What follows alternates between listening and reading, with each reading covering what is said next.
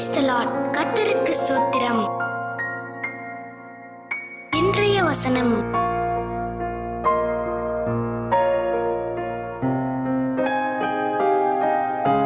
எபேசியர் 5:5 முதல் 9 வசனங்கள். விபச்சாரக்காரனாவது, அசுத்தனாவது, விக்கிரக ஆராதனைக்காரனாகிய பொருளாசைக்காரனாவது தேவனுடைய ராஜ்யமாகிய கிறிஸ்துவின் ராஜ்யத்திலே சுதந்திரம் அடைவதில்லை என்று அறிந்திருக்கிறீர்களே. இப்படிப்பட்டவைகளின் நிமித்தமாக கீழ்ப்படியாமையின் பிள்ளைகள் மேல் தேவ கோபாக்கினை வருவதால் ஒருவனும் உங்களை வீண் வார்த்தைகளினாலே மோசம் போகாதபடிக்கு எச்சரிக்கையாயிருங்கள். அவர்களுக்கு பங்காளிகளாகாதிருங்கள்.